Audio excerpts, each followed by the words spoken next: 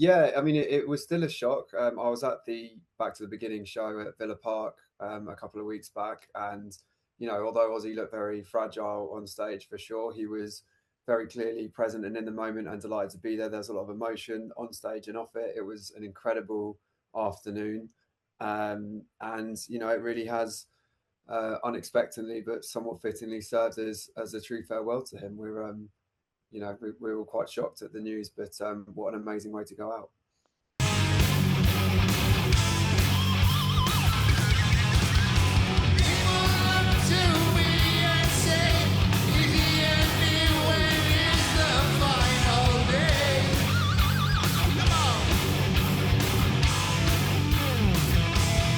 Ozzy Osbourne wasn't just unarguably the most famous, I think, singer in the history of heavy metal, probably the most famous personality in heavy metal, full stop.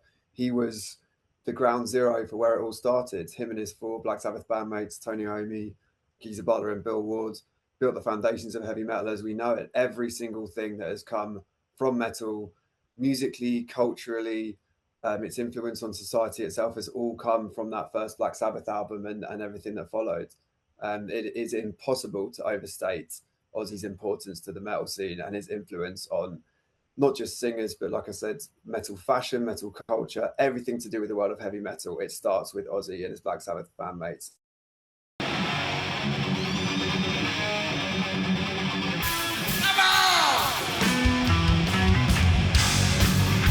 It's ever more difficult for musicians to do something different, I think. But even in the late '60s, early '70s, rock and roll was very well established by then. I think if you'd asked Ozzy and his Sabbath bandmates how difficult it was to sort of do something different, they probably would say that they weren't really necessarily going out of their way to do something different. They were just playing the music that came naturally to them. And they were four working class boys from Birmingham, an industrial town in the Midlands in England. I think you can hear a lot of that influence in the sort of the darkness and the realism and the grittiness of their music. They were just writing what came out. That's what most of the great artists do. And the fact that it happens to be genuinely game-changing, influential, unique music is just, I think, part and parcel of being a great artist and an amazing performer.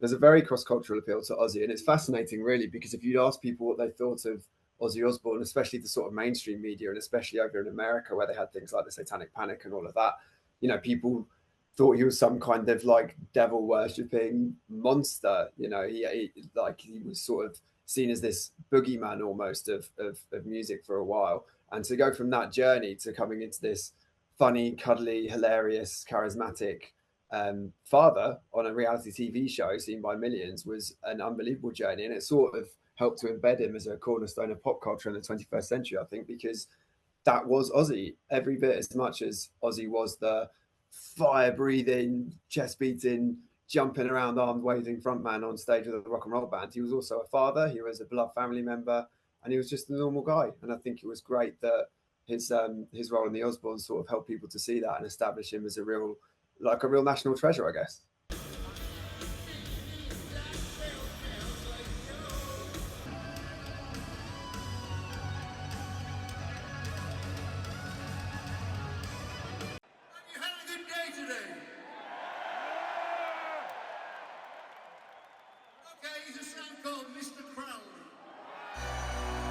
Yes, Ozzy Osbourne did bite the head off a bat. It was thrown on stage by a fan. He insisted throughout his career that he thought it was a rubber bat.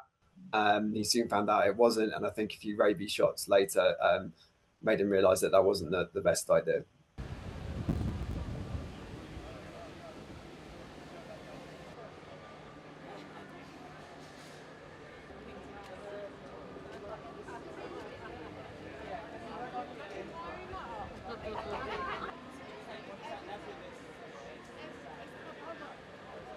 Well, there's quite an emotional lyric on one of his more recent albums, on a song he did with Elton John, when he says, "I don't want to die an ordinary man," and I think he just wanted to be known, like I said, as a performer, and I don't know if he'd be comfortable with the word rock star, but he felt most at home on stage for sure. He loved performing for fans. He loved singing. He loved being that on stage fun personality, and I think that mixture of that sort of rock star status he attained with just the absolute down to earth normal guy from Birmingham who happened to make it big is Ozzy. And I think he would. I think I'd like to think that he would be happy with people knowing that.